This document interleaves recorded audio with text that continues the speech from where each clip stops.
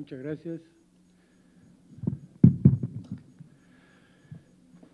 Como el título de esta presentación lo indica, yo quiero hacer una pincelada de dos experiencias que hemos trabajado con un grupo de personas en mi oficina interesados por experiencias a nivel escolar y relacionadas con obesidad, con mucha relación a los temas de alimentación tradicional. Y estos dos países, Japón y Francia, son de interés porque, como mostraba en la mañana, por ejemplo, Francia, sus tasas de obesidad, véanlo, relativamente bajos. Yo creo que esto, a cualquiera que ha visto esto antes, por supuesto, le llama la atención y quiere saber qué cosa es lo que ha pasado, cómo se han mantenido o al margen de la globalización de la comida chatarra, o cómo han levantado un muro de hierro que los ha vuelto relativamente inmunes a los problemas que naturalmente se ven escalofriantes en los países donde el escalamiento, caso de Estados Unidos o de Inglaterra, inclusive Australia, apuntan siempre en una dirección que amenaza en cualquier momento en ser una asíntota vertical. Esta línea central indica una proyección de Mercedes de Onís, de OMS, en cuanto a obesidad y sobrepeso en niños en edad preescolar. También las proyecciones hasta el 2020 anuncian nada muy halagüeño. Si es que las cosas se mantienen como están, ahí vamos a ir a parar. Esto también creo que fue una ocasión de verlo en la mañana, pero quiero destacar en particular ahora a Japón, a quien ven arriba en la punta. Japón, y yo creo que esto, después de haber revisado estadísticas de Japón, ellos juntan obesidad y sobrepeso. Para los japoneses el problema no es el punto de corte de IMC más de 30. Para ellos IMC más de 25 ya es problema y no entran en mal cuentos de que más de 30, más de 35 y otras clasificaciones posteriores de obesidad mórbida. De manera que yo presumo que esta estadística de 14 puntos para los niños y al otro lado de 14.4 para las niñas sea realmente reflejo de esta clasificación que hace Japón. Y aquí está Francia, también con tasas bastante modestas, tanto en niños como en niñas, entre 14 y aquí 13. Indicativo de que hay algo interesante que tenemos que explorar en estos países en particular. Esto fue motivo de una explicación en la mañana. Yo creo que esta rivalidad entre el lado izquierdo y el derecho, izquierdo y derecho no tiene que ver con política, pero tiene que ver con la ubicación de la fotografía únicamente, ¿no? Pero el lado del desarrollo rápido, veloz de los mercados de comida chatarra y el desplazamiento hacia desaparecer de los alimentos naturales.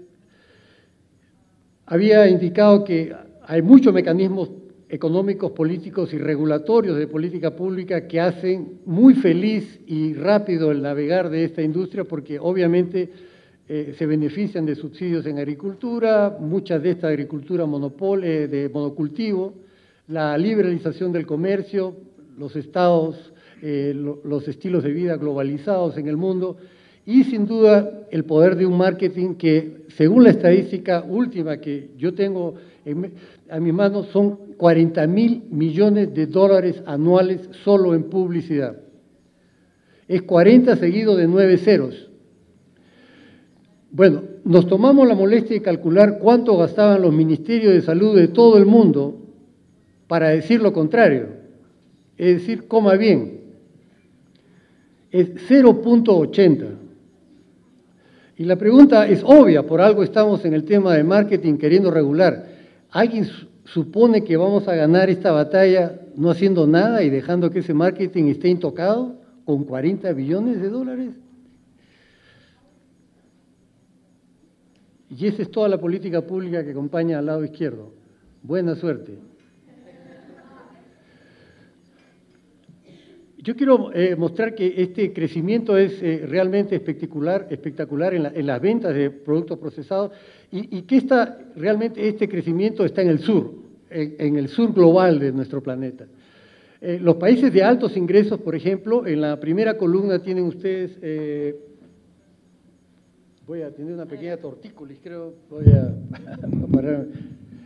En la columna de la izquierda ven ustedes, estas son las ventas, y los países de mercados muy desarrollados de altos ingresos, están, per cápita son $1.000, probablemente pues, esta es una cifra promedio. En los países de ingresos medianos, $298 anuales en estos productos procesados. Y en los países de bajos ingresos, muchos de ellos en África y en el sudeste asiático, 83. Pero lo interesante es cómo va el crecimiento del mercado. Mientras en los países de altos ingresos, el crecimiento de la venta está en aproximadamente 3.2% anuales. En los países de ingresos intermedios está en 8.1%. En los países de ingresos medianos, 28.8%, ese es el crecimiento anual de ventas. En los países de bajo ingreso, 12.9%. No cabe duda dónde se está desplazando esta industria, y esto lo hemos visto inclusive antes también con el tabaco. Esto, hay varios estudios de esta naturaleza. Este es un estudio de Geller y Ramey en el año 2005. Más recientemente creo que hemos podido ver varias publicaciones sobre el desarrollo también espectacular de esas industrias. Y reflexionando sobre Francia y Japón, lo primero que pensamos nosotros son en estas tres cosas: salud pública, cultura y la ley. Y la posibilidad de acercarlos de una manera armoniosa. Muchas veces no están cerca y definitivamente no solo profesionalmente no están cerca, sino cuando necesitamos la ley no tenemos buena comunicación para lograrlo, o cuando necesitamos apelar a la cultura igualmente tenemos algunos problemas. Yo creo que el escenario de la obesidad en los niños es este telón de fondo de los niños el que ha hecho que de alguna manera estos elementos tengan un acercamiento mayor. Esto no es una novedad, hoy día en esta misma reunión podemos verlo, pero esto está ocurriendo más aceleradamente, no tanto en el campo de cultura, y quiero a ella referirme.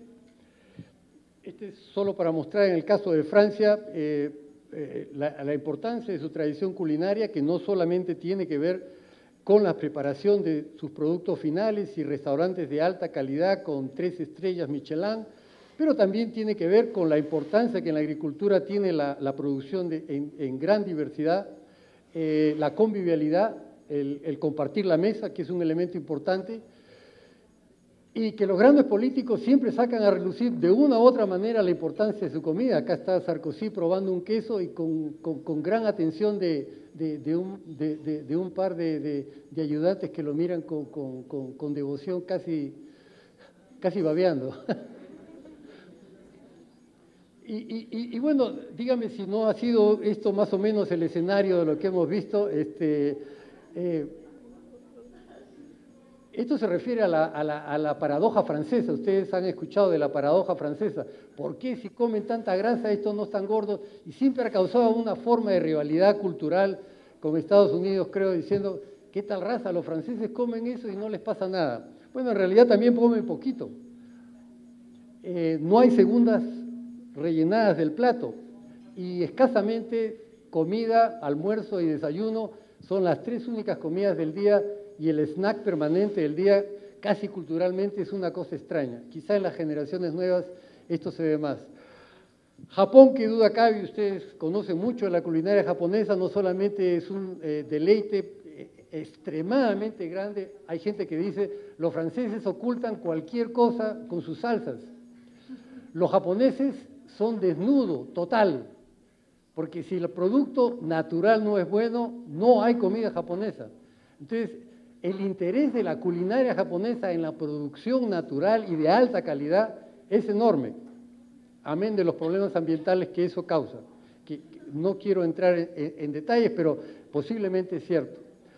Y como ustedes pueden ver, también el interés en el consumo colectivo es importante. ¿Y qué puedo decir? Ambos países han gozado de un escrutinio científico largo, tratando de ligar la longevidad y la salud de estos países a el tipo y estilo de alimentación, que no creo que sea el único elemento, pero sí, digamos, destacado largamente en lo que conocemos científicamente. Déjeme hablar del caso de Francia. Este es una escena escolar en la cual los niños no solamente son invitados a pasar por una cafetería con alimentos preparados de una manera muy especial y apetitosos, pero pasan por experiencia de cultivar y también mucha experiencia en lo que respecta a reconocer el valor de los alimentos y hasta prepararlos. Yo creo que es una cosa verdaderamente importante. ¿Qué hay de común que hemos encontrado en nuestros primeros? Acá no está todo lo que hemos encontrado, pero en ambos países, culturalmente, no exactamente iguales, pero similares en las tasas de obesidad, pero también en su reacción a la epidemia de la obesidad. Yo creo que esto es algo muy interesante. En Francia, 15% de adultos son obesos y 16% de los niños lo están. En Japón, con un índice de masa corporal mayor de 25 como criterio de obesidad, 25% de los adultos tienen sobrepeso y obesidad, 10% de los niños. Ambos reconocen por distintas encuestas que aproximadamente la presencia de alimentos preparados, de comidas preparadas en sus mercados es relativamente importante. 40% de la compra familiar tiene que ver con alimentos procesados. Y lo que es interesante, ambos países coinciden en que tienen fuertes políticas culturales para proteger a su población de la epidemia de obesidad. O en el caso de Francia, para decirlo, para defender su tradición cultural como sin obesidad. En el caso de ellos es singularmente no relacionado al tema de obesidad.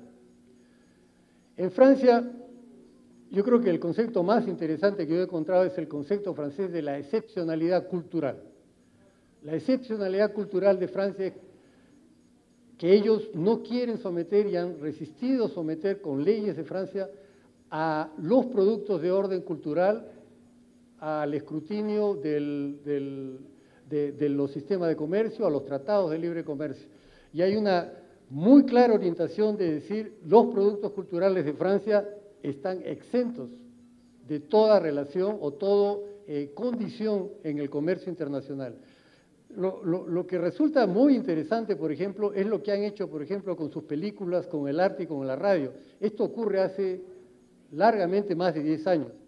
En televisión, en las horas pico y más importantes de televisión, la ley en Francia dice que 60% tiene que ser producción de la Unión Europea y 40% de ese 60% francesa. En películas, 50% de la Unión Europea, 35% de ese 50% francés. Y en la radio, no menos de 40% de las canciones tienen que ser francesas. Bueno, algunos dirán acá qué ridículos que es, pero ellos se dieron cuenta que la licuadora era brutal en la globalización y amenazaba con desaparecer su cultura por completo. UNESCO en el 2010, gracias a un esfuerzo del gobierno francés, logra determinar que la comida francesa es patrimonio cultural de la humanidad. Y los franceses introducen ya desde hace bastantes años el concepto de productos transformados o procesados industriales, que es la forma en la que ellos discriminan o se distancian de los productos que no tienen valor nutricional al llamarlos productos transformados. Ambos programas en Francia, que son a los que me quiero referir, el Programa Nacional de Nutrición, de Salud Nutricional, es lanzado por el Ministerio de Salud hace más o menos 10 años, y el Programa Nacional por la Alimentación es un programa del Ministerio de Agricultura y Forestal. Lo interesante es que ambos coinciden perfectamente en una serie de objetivos que quiero mostrarles acá. Primero, el Programa Nacional de la Salud Nutricional tiene objetivos como mejorar el consumo de frutas y vegetales, aumentar el consumo de calcio, vitamina D, grasas saludables, carbohidratos no refinados, fibra, el consumo de alcohol debe ser moderado y creo que es menos de 20 gramos diarios que sugieren que no debe pasarse de esa cantidad, y incremento de la actividad física. Este es un programa nacional que tiene una rama específica en la escuela, pero estos son objetivos nacionales. Los indicadores de salud de este programa son básicamente 3: medida de colesterol, presión arterial y obesidad. Y el objetivo en tasa de sobrepeso para los adultos es en reducir a 20% y detener el incremento de la obesidad en niños. En niños es llegar a una estabilización casi como una especie de plató. Bueno, quiero con eso terminar el punto del Programa Nacional de Nutrición, creo que es interesante. Estos son los énfasis centrales, pero este es un programa nacional y esto creo que es de enorme interés. Ya. El énfasis del programa es en las opciones de alimentos, en el placer de comer y en compartir la mesa alrededor de la gastronomía francesa. Yo quiero referirme al concepto de placer porque cuando hablamos contra la comida chatarra, el número uno alto de venta de la comida chatarra es el placer de ese alimento.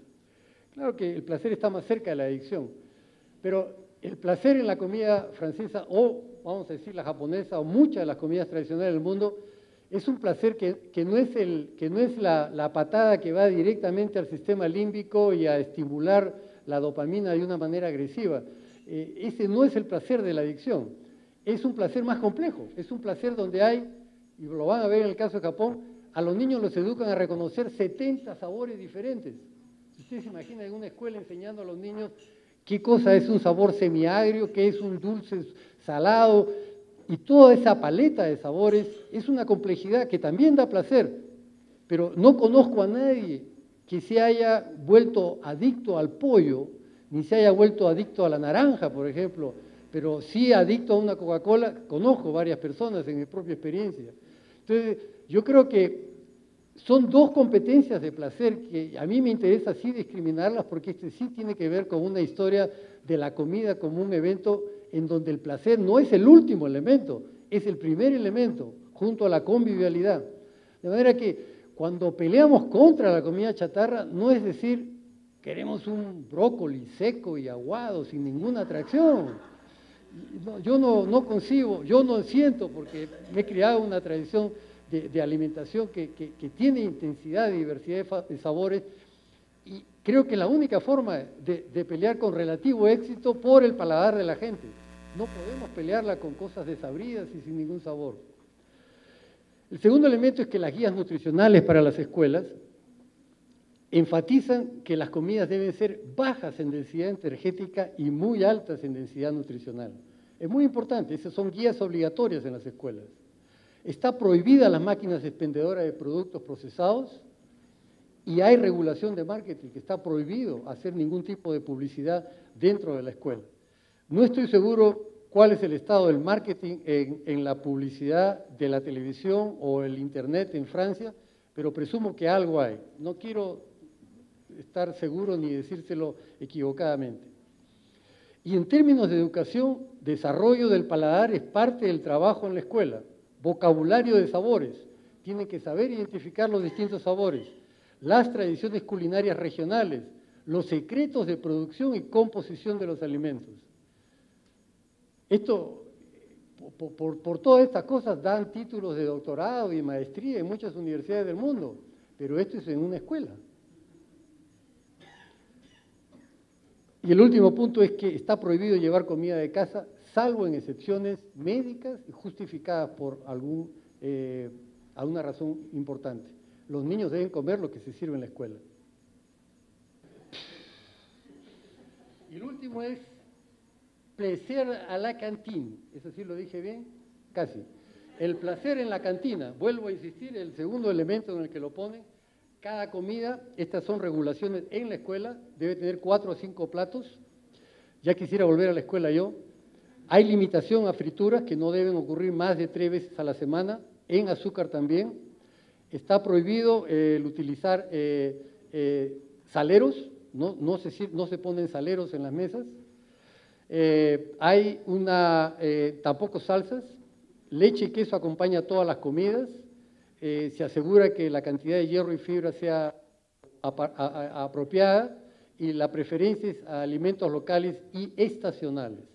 Las escuelas firman un acuerdo legal para implementarlo y en realidad no hay escuela que dice que no, las pocas que dicen que no es quizá por tema de infraestructura, pero esto ya es una normatividad que se aplica universalmente en la escuela. Bueno, he encontrado un truco que es apagarlo y volver a prender. Esta es una escuela en Francia que... Sí, esta es una escuela en Francia, no puedo decir exactamente el menú. Me imagino lo que ya está al extremo es un prosciutto, pero aquí debe haber una berenjena rellena, aquí algunos vegetales, y este debe ser un arroz con alguna influencia árabe. Pero si una escuela sirve esto a los niños, realmente el tema va en serio, ¿no? El tema realmente va en serio y se lo toma muy en serio. Y quiero que comparen ustedes lo que se puede ver en una escuela no intervenida en Estados Unidos, una escuela que realmente ha hecho lo que en los últimos 20 años han hecho. Es notable la apreciación en ambos casos. La opción allá, bueno, no creo que haya opción porque me da la impresión que o comes hamburguesa o no comes hamburguesa, esa es la única opción. El programa de Japón es el Shokuiku y creo que es un importante programa porque lo llama la ley básica del Shokuiku, se inició en el año 2005 y quiere decir Shoku, dieta, e Iku, crecimiento o educación o desarrollo.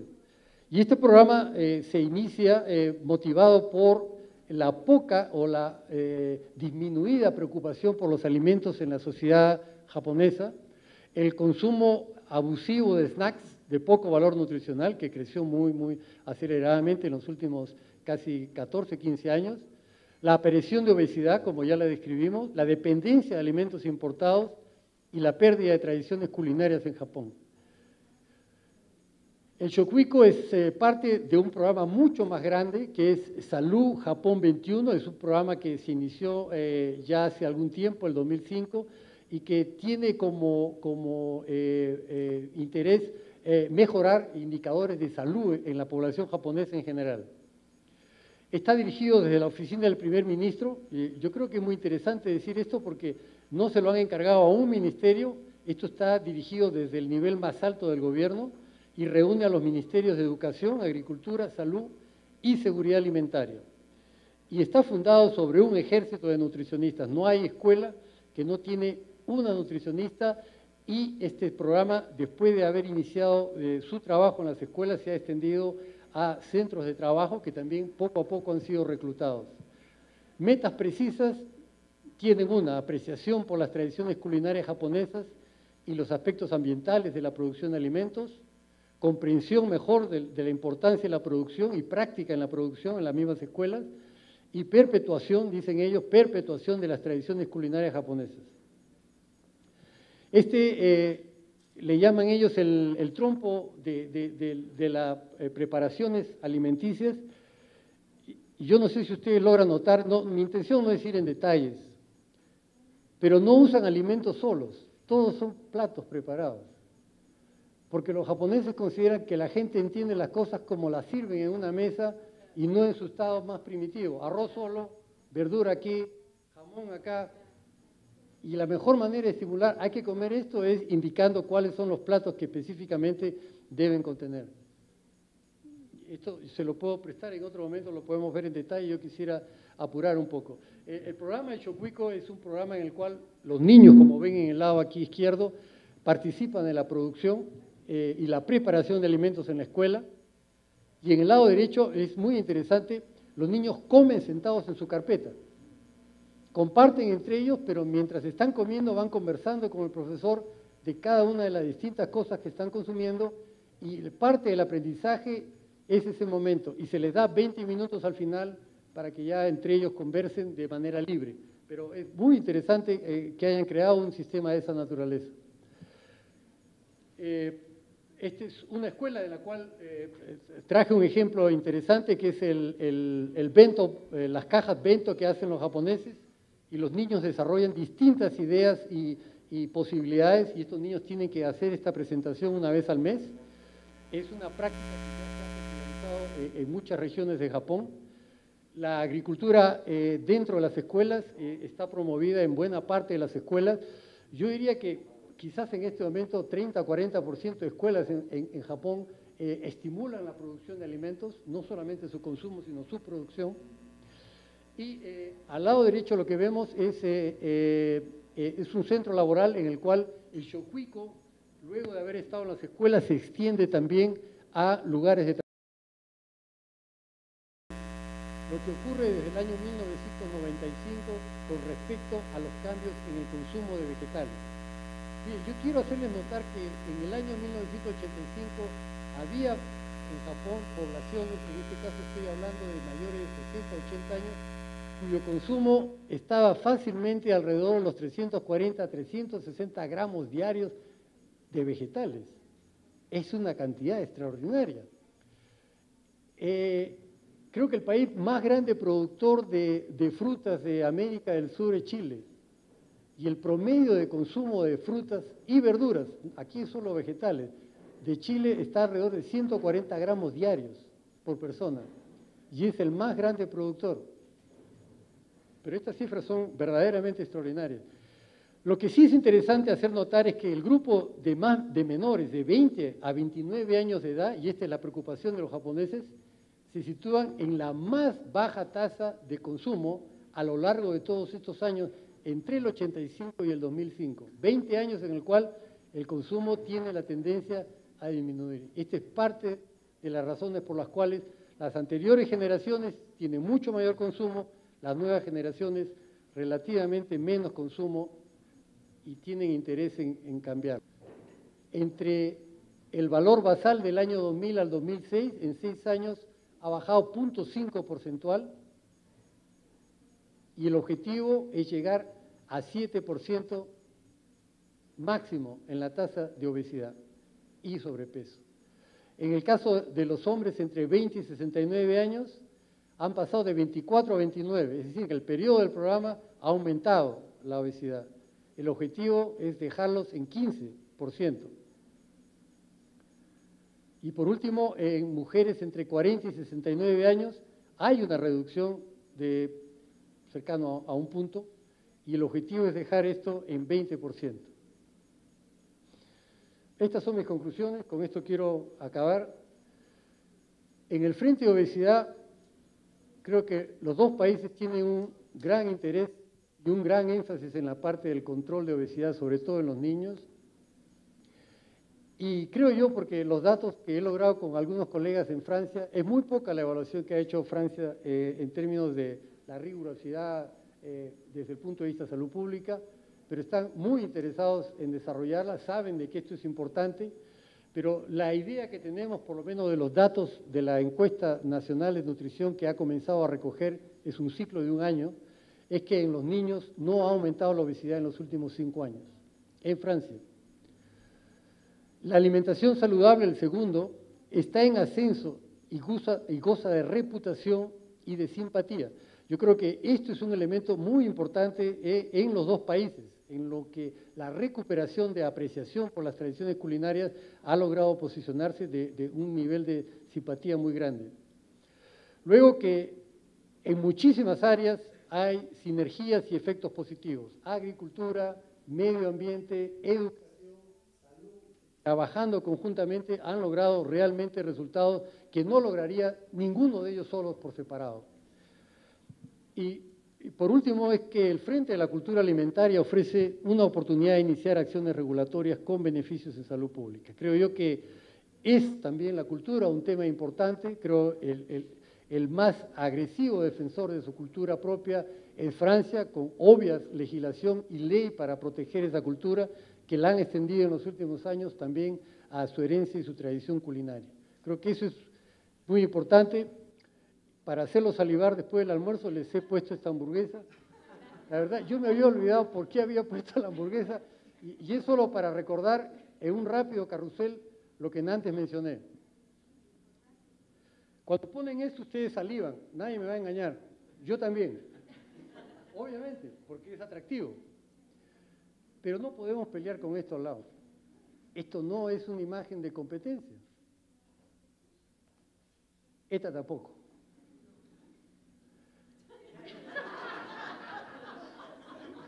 Esta tampoco. No, si es para comer, pero no, para comer alimentos, ya yo estoy leyendo su sonrisa. No sean picarones, esa no es la idea. Esto tampoco. Pero yo quiero decirles porque yo he estado realmente ayudando con esto en el caso de Perú. Perú como México somos hermanos de mucha tradición culinaria. Miren, Cuando pongo esto, y lo puse en un auditorio en Perú, este es un oyuquito con charqui, es un plato muy popular en la zona de la serranía del Perú. La gente sí saliva con esto. Y en esto los japoneses tienen mucha razón. Los platos en su forma final es el ideal de lo que la gente quiere comer, no en sus productos en su forma primitiva. Y si ponemos un ceviche, no quiero decir que somos los que mejor lo preparamos en la región, obviamente también puede ganar. Ahí me dicen, pero es verdad. Ya, ahí sí.